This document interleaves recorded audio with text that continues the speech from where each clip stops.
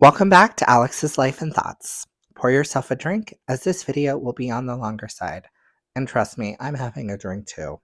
There is a lot to unpack about this book. And I want to, before we go any farther, to issue a trigger warning, since this book addresses various sensitive topics, such as mental health struggles, child abuse, and sexual assault.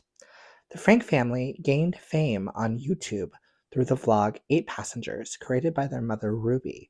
The vlog was active from 2015 to 2020. Following that, Ruby teamed up with Jody Hildebrand to launch a parenting channel. In 2023, both were arrested and faced sentencing for aggravated child abuse in 2024. This book is authored by Shari, the eldest daughter of the Franke family. Listening to her story was challenging, frustrating, and heartbreaking all at once. Shari Franke, the narrator, occasionally appeared detached and monotone while recounting her experience. Given all that she has endured, this reaction is understandable. I appreciated her honesty and the way she chose to reveal everything without holding back. It was difficult to hear about the adults, her father, and the church bishops who should have protected her, but instead failed her repeatedly through manipulation and grooming. It was frustrating to witness how no one would listen to this person. I felt an urge to shake them. It is sad to think that this suffering was unnecessary. I never felt the need to watch shows like Eight Passengers or John and Kate Plus Eight, and of course, who could forget the Dugar family from the show 19 Kids and Counting. And Alec Baldwin has a new reality show about his 9 children after he shot someone. Who is protecting these children? The answer is no one.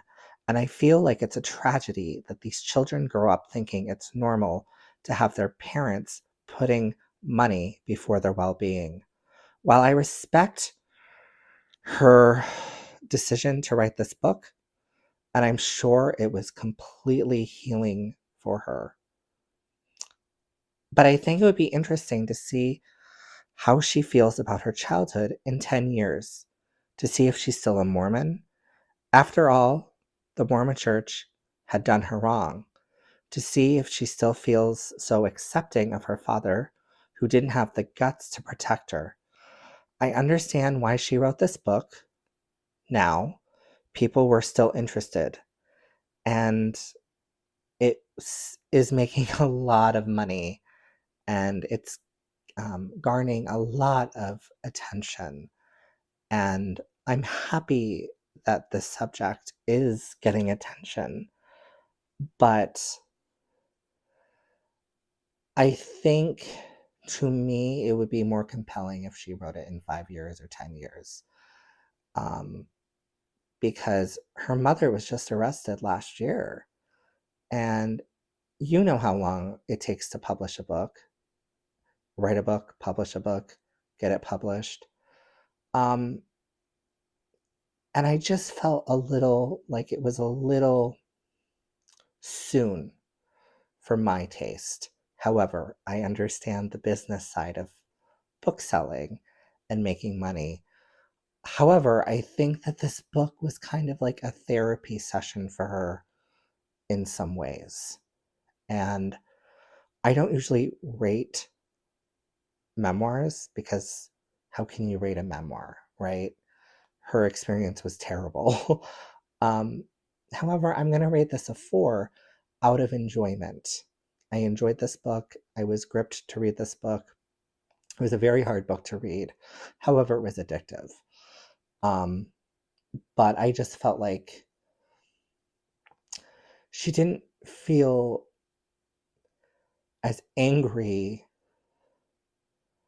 as I would have been. However, again, as I said in my review, um,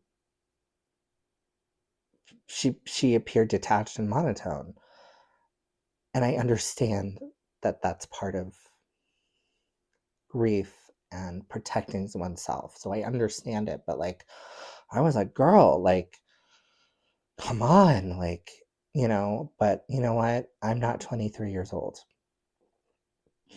And I felt like if I was 23 years old, I probably would have had maybe some of the same thoughts. I don't know.